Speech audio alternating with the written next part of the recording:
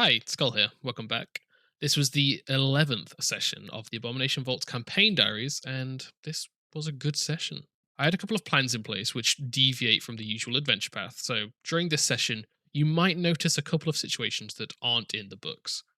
These encounters are either based on character backstory or reactions to the choices my players made. I hope you enjoy. When we left off, our heroes had just bumbled their way through the trapped corridor and opened the door to Graulgust's throne room. A sofa like throne made of an old mattress, several pieces of reconstructed furniture, and dozens of bones sprawls across the northern side of this room. A narrow rivulet of muddy water trickles from a narrow tunnel to the south and forms a puddle in the room's centre. They recognized one of the Morlocks as one that had fled last session. However, the calm and unexpectant demeanour of the King Morlock kept them from lashing out immediately. The king tried to speak to them in its native tongue, however, none of our party speak Sakvaroth, previously known as Uncommon, so they were unaware of what he was trying to say. May gestured that they don't understand him. This frustrated Graulgust, but before abandoning his attempts to communicate, he tried in the other language he knows, Aklo. Luckily, Milo does know this language, and so communication was established. Do you understand me? Um, yeah, I understand you. When he starts talking, I want to turn to him. Oh, you understand them? What are they speaking? It's Aklo, Aklo, the scary, spooky language. That sounds familiar. Didn't you say that the paintings upstairs had writing in Aklo? Yeah, Maybe they know something about it. I'll ask if we get a good rapport. I wasn't sure how our heroes would approach this conversation. They're usually a morally good group, however, they have historically slipped into the role of feigned servitude in order to gather information. With that in mind, I roleplayed him under the assumption that they'd at least hear him out. Excellent. Excellent. I congratulate you on your bravery in finding this place. Why, thank you. It was quite horrifying to venture down here. Yes, I'm sure it would be to surface dwellers like yourself. Yes, indeed. A lack of light and sanity. Yes. Yes, well, to business then. What kind of business? Graulgust assumed that if the heroes had sought him out, they either wanted to become sacrifices to the Ghost Queen or serve the Ghost Queen.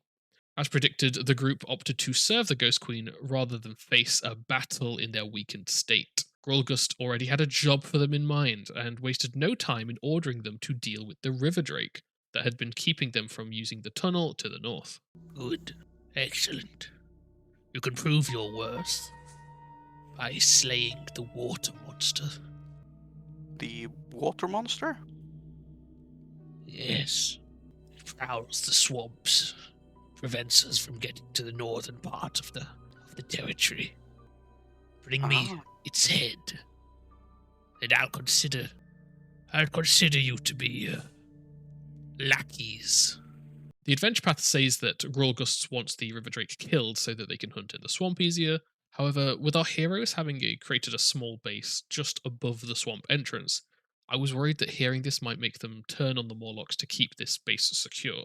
Instead, I decided that Graulgust wanted to push into the northern part of this floor and the drake was preventing him. This doesn't mean that the Morlocks won't discover their base and cause some mischief later, however. Milo agreed on behalf of the group, and Graulgust eagerly began to move things along. Yeah, that's a step in the right direction. Good. Come in. Get into the room. All right. I'll shuffle past. So, where is do you know its exact location or any specific region of the swamp that it prowls? He hops off his chair and walks over to this hole in the wall. Down here. You'll get to the swamp. And there you'll find it and you can kill it. Excellent, yes. He puts a hand on your shoulder and squeezes a little too tightly. If I see you again and you don't have the head, I will kill you. Got it. The rest of you, Why aren't your friends coming in? Oh, they don't understand you. Tell them. Milo summarized the conversation to the rest of the group. The information he provided it was as follows. The Morlock leader thinks they serve the Ghost Queen and has a task for them. If he realizes that they don't know who the Ghost Queen is, he'll probably kill them. There's a water monster that needs killing that's been stopping them from going north. Killing it will make them lackeys of the Morlocks. The rest of the group obviously had questions. How long do we have to kill this water monster? I'm pretty sure you're not in any state to fight right this second. Can it be like a later day or an It's just that IOU? if he sees us and we don't have its head with us, he'll kill us. That was the time limit, I think. Huh. So you're saying if we like leave to go rest up or do anything else and then we come back, he's gonna attack us? Yeah, I think so. One second. I'll turn back to him. We could use some rest before we fight anything. Just, to increase our odds of success. Would it be alright if we rested up and prepared ourselves before venturing through that narrow passage? Make a diplomacy. He kind of stares at you grumpily for a few seconds. You leave through that hole in the wall. And then you can do whatever the fuck you want, as long as you come back with the head. Okay. Milo asked Graulgust if he or his minions had been down this passageway. Graulgust stated that they had. Milo then asked if there was any way for them to rest up. Graulgust begrudgingly told him that there was a pile of destroyed boats before they get to the actual swamp. I was role-playing him as being torn between wanting to send them to their deaths, but also wanting to actually get the River Drake killed. To this end, he was being partially helpful despite his apprehension to do so. Our heroes continue to discuss the situation and their options. He doesn't seem very keen on us going anywhere but through that narrow passage leading towards the goal that he set for us. But it doesn't seem like we'll stumble upon the foe immediately, so we might still be able to rest up somewhere along that path. Well, I guess you go this way then, right? I mean, if we want to do what he says. Well, I mean, if we leave the other direction, they're probably gonna chase after us. That's what I was gonna say. We go that way. Hope we can rest up. Even if we rest up and come back and then kill them. Yeah, Otherwise, if we go this way, they're gonna attack us anyway. potentially. But if we run, I mean, we could run. yeah. Don't have far But at the capacity. same time, this guy seems to be in the loop. If we get on his good side, he might tell us more about who this Ghost Queen is. Yes, exactly, and that would be very good for us. That's kind of why we're here, right? We need to figure out what's going on. And also, by him asking us to help, he's pretty much admitted they can't handle this. Maybe they're not as strong as they look. Well, I guess we don't really have a choice. I mean, there's always a choice. There's just one worse decision than the other. Yeah, and I think helping him out is probably for the best right now. It's a I mean- win-win. Wouldn't it be helping ourselves as well? We have that little Exactly. camp. This thing comes around it. Oh yeah, I didn't even think of that. We might want to kill this thing either way, just to make the swamp safer for us. With the safety of their camp at stake and the chance to learn more about this Ghost Queen, the group agreed to help. I have convinced them of the task at hand. We shall return with its head. Good. Then go. Go now. May wanted to know if they could squeeze any additional information about the creature they're about to face out of Graulgust.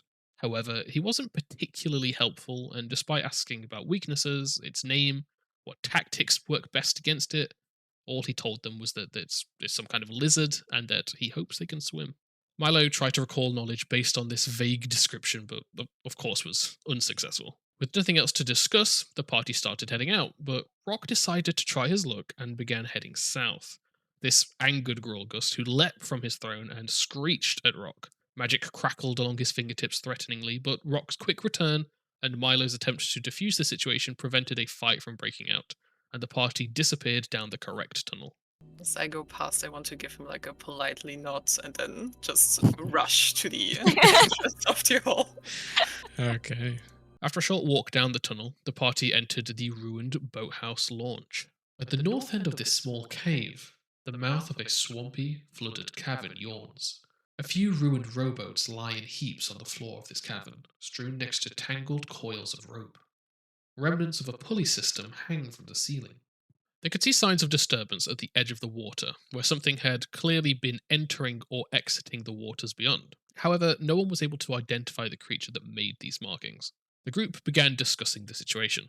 Oh, this could be a problem. Yeah. Did I mention he said we'd fight it in the water? No. No, you did not. Right, I forgot that part. Kind of a crucial part now that I think about it. This place is so bizarre. Why would you need an underground boat docking system? And one that's so small? Is it a secret one? I mean, it could be a smuggling operation, like an old smuggler's cove. This entire place was hostile to its environment, as I recall it. Belcora and her cronies. It would make for a good way to resupply if you're under siege. If you can keep it hidden. Our heroes searched the boats to see if they could figure out the purpose of this area, but they didn't work anything out. So, did they tell you where the snake is, or what we need to fight? If we Somewhere cross the out water, into the water, yeah. so if we cross it, we will meet it immediately. I tried to ask him that, but he wasn't very explicit with the details. Just that it's out here in the water somewhere. I was just wondering where we should take a rest then. Here, I- probably. I look down at the rotted wood in a little bit of disappointment. Our heroes wanted to rest before they tackled the monster, but they didn't feel safe doing it so close to the apparent creature's lair. Instead, they began heading back into the dungeon proper. May listened at the first door they came across and heard silence, so tried to open it. It was locked, so Rock approached and successfully picked his way through it. This opened into the level 2 portal chamber. The walls of this octagonal chamber are adorned with swirling runes carved into the stone, and then filled with a dull, silvery metal. The floor is polished smooth, as is the ceiling 10 feet above. Whatever our heroes were expecting beyond the door, it didn't seem to be this. I don't think we're gonna want to sleep here, guys, unless you want to be sacrificed. Artifacts? Ooh, let me see. This might be more. Yeah, this isn't me. I'm gonna go. Sester, you Oh, pick wow. up the very, very weak presence of magic.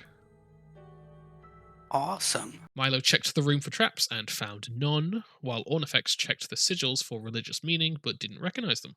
Doesn't seem to be something religious, as far as I know. But maybe it is. I don't know. Don't know the. What was she called? Ghost Queen? Yeah, Ghost Queen.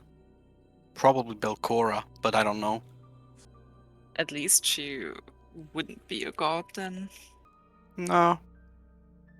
Probably just some very spooky undead being of immense power. I kind of want to step inside. The group did their best to dissuade Milo from entering, but after some back and forth, he went in anyway. Seeing them up close and in their entirety, I allowed Milo to make an Arcana check to try and figure out what they were. As the teleportation circle is a level 7 uncommon spell, I set the DC as the standard level 7 DC, 23, and then added 2 for the uncommon nature of it. He rolled exactly what he needed, so learned that it was an inert teleportation circle, 9 of them to be specific. As per the adventure, if they want to activate this portal, they'll need to learn the Awaken Portal ritual from the lower floors. Despite now knowing that it should be safe, the fear that one of them might randomly get scooped up was a little too strong, and they decided not to rest in this room, instead moving towards the other door. Only a few fragments of the shelving that once lined the walls of this pantry remain today. While the 2 mystery doors did make them nervous, they didn't want to risk looping back around to Graulgust and ruining their shaky peace with him, so they sat and took their rest here. It's at this point that I decided to kick off a player-specific questline. As Ornifex entered the room, while her allies saw a simple pantry, she saw something else entirely. Ornifex, as you walk into this room, following your Yes. allies, Yeah. you notice that the walls have a strange purple hue to them, and almost a fleshy texture. As you Oh. peer closer, the walls start to shift and writhe free, Oh, and moving in an encircling motion around you. The walls pull away, revealing an enormous purple-skinned barbed worm. Oh. High above you, the beast looks down at you, with a face made of 4 large flaps of skin and many circular rows of teeth. It looms over you, and despite its lack of eyes, you can tell that its attention is fully on you. Suddenly, a voice beams into your head that both burns your brain yet feels oddly soothing. I sense your worship of my god. The dark tapestry is not aligned in its goals. This place is one of worship, not to the one we venerate. Young Sothon has need of your mind. You alone stand where it needs you to be. You alone can drive my influence back into the void. Gilsh, who draws power from empty dead. Gilsh, built this place in a name. The lurker on the threshold will be watching. And as quickly as it appeared, you blink your eyes and find yourself stood back in the Gauntlet dungeon, your allies at your side, and no one seems to have noticed the event, as for them, no time has passed. It was creepy as fuck. Those of you that know your Galarian lore might recognize the speaking creature as a Neothelid, a giant worm-like aberration that worships the outer god Yog Sothoth. I won't reveal the full story yet, but feel free to make your guesses in the comments. This is the first occasion in which I've singled out Ornifex for something private, and since this is Tina's first tabletop RPG campaign, I wasn't sure how she was going to handle it. I theorized that she'd either reveal the event to the group and seek help, or keep it to herself and just privately mull it over. She went with the latter option, saying nothing of the event to her allies and quietly keeping it to herself. She did emphasize her increased nerves while roleplaying, though. At this point, the party spent an hour or so calmly resting and having their wounds treated. While they weren't able to fully heal, they did get themselves to a more comfortable threshold. Despite Milo's protests to stay for another hour until everybody was fully healed, the party decided to face the water monster. Just an hour? It's barely past noon. And that's You're a still lifetime kind of for some hurt. people. But not for any of I'll us, live. right? I look at artifacts. Is that a lifetime to you? We're all relatively humanoid, and you're the only. Well, there's the fox. Never mind. We also wait. point at Tiny. Yeah, when you say human, I was gonna be like, what am I? A cat? Like, Fine. I mean, you're the one who's the most hurt right now.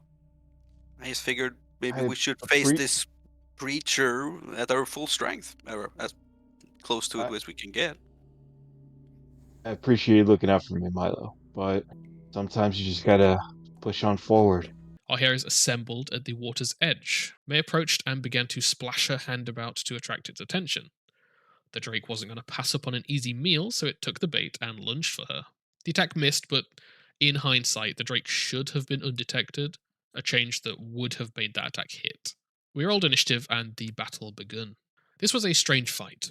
Most of our party have seemingly been traumatized by the recent encounters, so when things went bad, and they did go bad, we ended up in a situation where half the party began to flee, while some stayed to fight or help their wounded allies. For the first few seconds, our heroes engaged as they normally would. May entered a stance and made some attacks before stepping back to join the group. Milo did his usual setup, and Sesto gave Tiny an aquatic evolution surge before sending him into the fight. Then we got to the Drake's turn. It ignored Tiny and instead used caustic mucus to hit the entire party. After some successes, but also a fail and a critical fail, May and Rock were left unconscious, and Rock and Ornifex had persistent acid damage to worry about. A retreat was immediately called, as the Drake retreated back into the water. The issue with retreating here, while it is always a viable strategy, is that the River Drake isn't actually that strong. Just one attack from Tiny had nearly quartered its health, and with such good number advantages, provided they rolled well, they could have easily cut it down in no time. However, fear took hold of them, and they just assumed that running was the only option. There wasn't even really a discussion about it. I think Sesto/Tiny was the only one who realized that they did stand a fair chance against it, as even though the team was running, Tiny and Sesto fought on, basically soloing the encounter. Ornifex used the heal spell to get everybody back up and then recovered from the persistent damage. Everybody began retreating back towards the pantry as Sesto and Tiny fought on. Rock also recovered from the acid damage. The Drake fought back against Tiny, but the Eidolon avoided the attack. It chased down the fleeing party, reaching and biting Ornifex. Obviously, the Drake has a huge advantage in the water. It's why it had returned there last round. However, since the party were retreating, and I wanted them to reconsider, I had it pursue them out of the water. The adventure says it won't follow them further than this boat room, but even if our heroes didn't have faith in themselves, I did. And I was very confident that they could handle this, so I was ready to have it follow them further than normal. They weren't convinced yet, and continued to flee. Milo even began retreating further below, which I really didn't want. Luckily, Sesto and Tiny continued to assault the Drake, dealing enough damage to bring the creature to badly injured. May noticed this and called for everybody to come back and fight. It's badly injured. Keep fighting it. Heal it. Solo it. I'll be honest, I was very relieved at this. Hopefully this will help them understand that sometimes the best option is to just fight and win. Not everything that crits you is necessarily super healthy.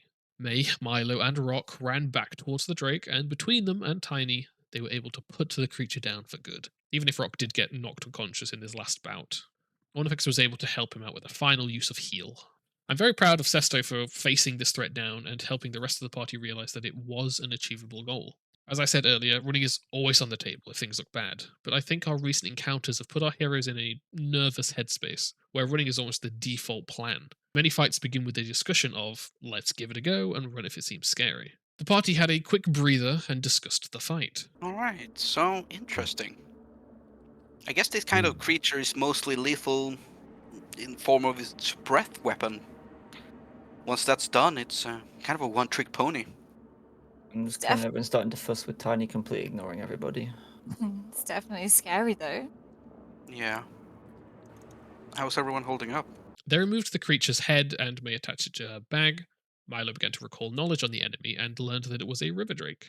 Sesto, who usually uses the detect magic exploration action, could sense the presence of magic in the flooded cavern.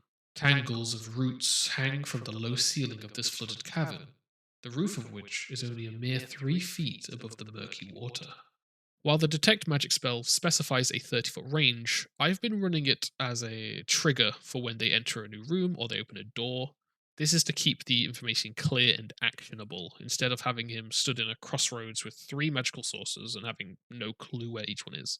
This presence of magic intrigued our heroes enough to have them swim out into the flooded cavern and search for the source. While exploring, they noticed that this cavern was directly below their temporary base. They also located the Drake's chest of loot and snatched up the loot before returning to land. For the next few hours, the group took some time to heal, identify their mystified items, and refocus.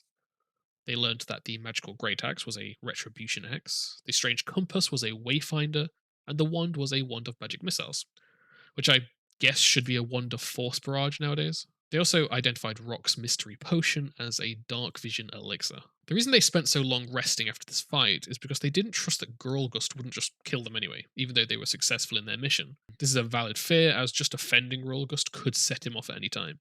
Once the group was mostly healed, excluding a few hit points on May, they set back off towards Graulgust. Emerging from the tunnel, they presented the head to the Morlock King, who was very pleased. We did it! It has been vanquished. Well, yes, I see it has. Very good.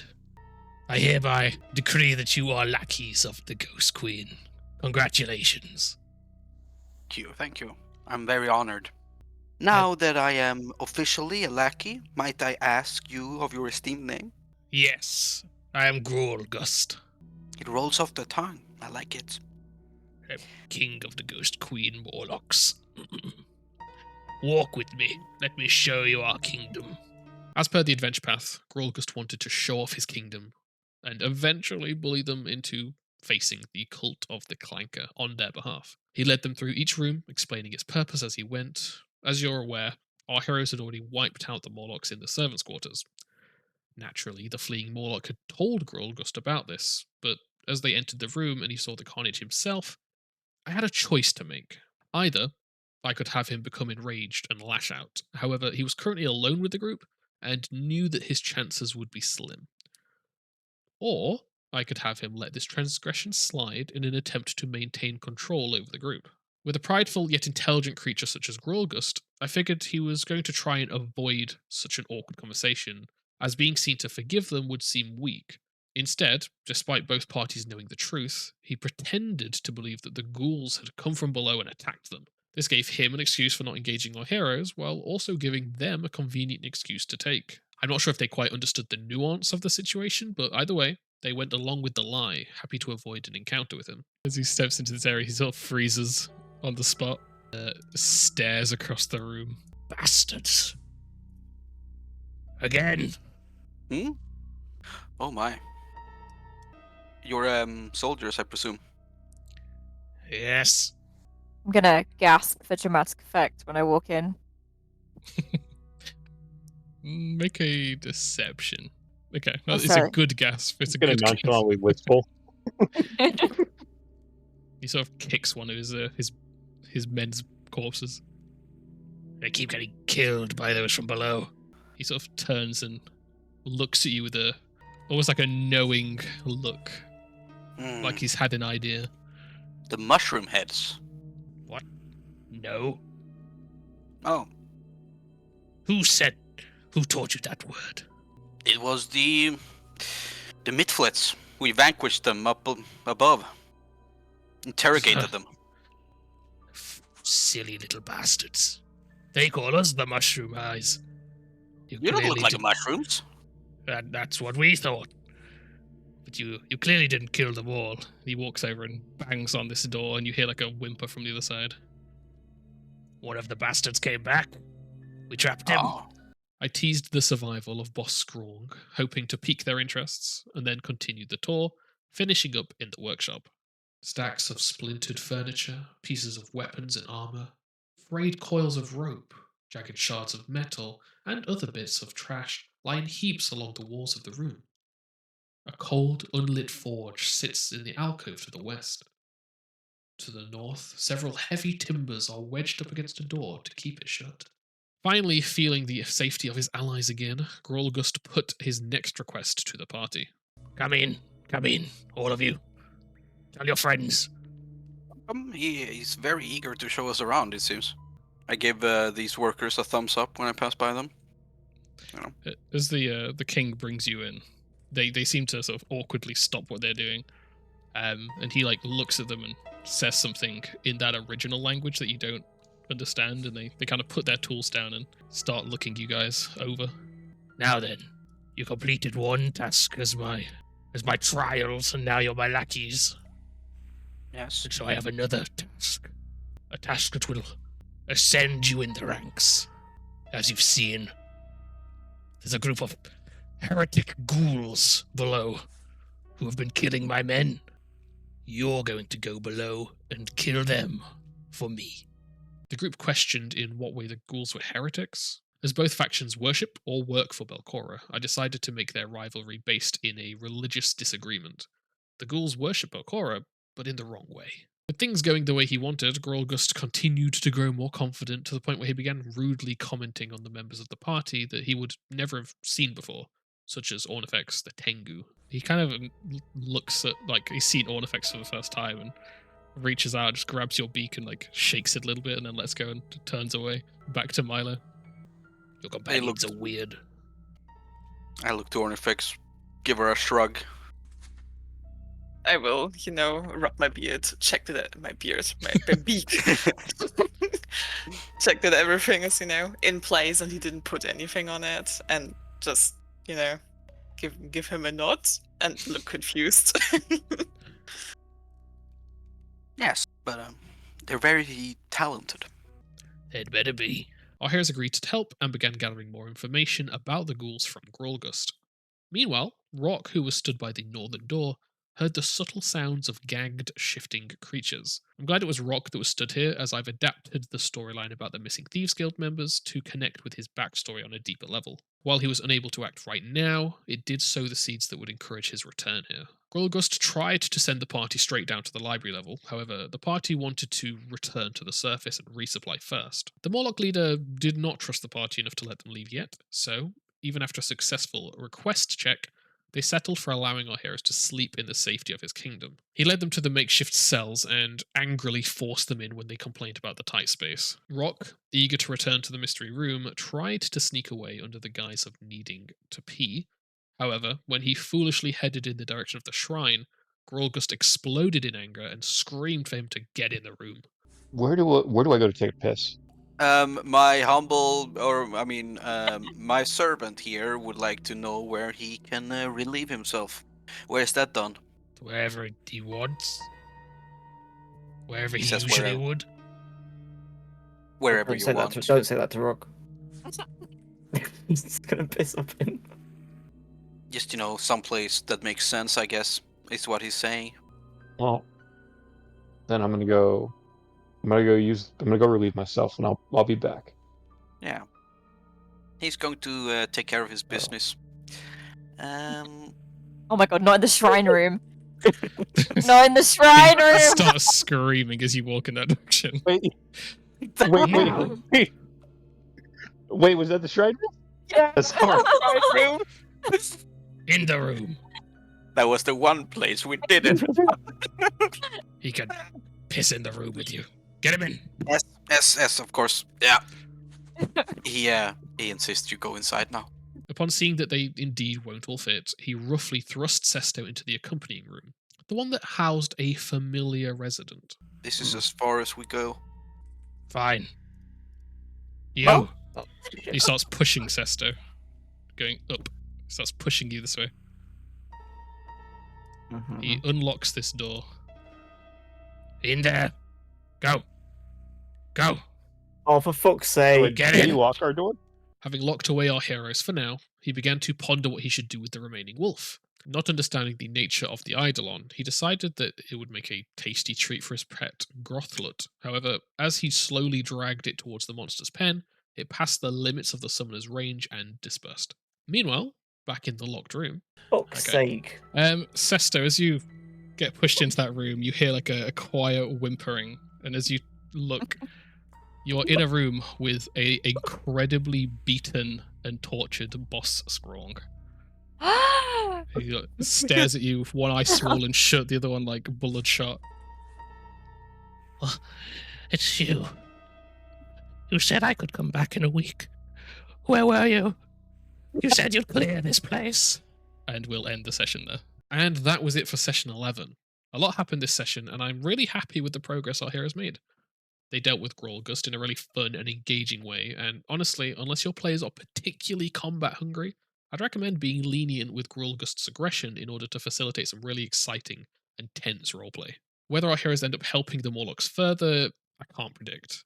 I'm of the opinion that Rock isn't going to be willing to wait on seeing what's behind that door, so a fight with the Morlock engineers might break down the limited alliance they've formed. Sesto is also going to have to deal with Boss Scrong. Whether he talks his way out of the situation or ends up mercy killing him remains to be seen. What will Ornifex end up doing about her private moment of madness and visions? Either way, there's lots of exciting plot hooks now running, and I'm really excited to see where it goes. I'm sure the next session is going to be an exciting one. As always, I greatly appreciate your continued support. There's been plenty of discussion around Pathfinder 2e content creators on the subreddit recently. And I just wanted to come out and say that I really enjoy making these videos for you guys, and I hope to grow and improve with your support. I hope that one day I can be a content creator worthy of this great community. I won't ask for likes or subscriptions this time. I'm just happy that you're here. With that, I'll see you next time. Bye-bye now.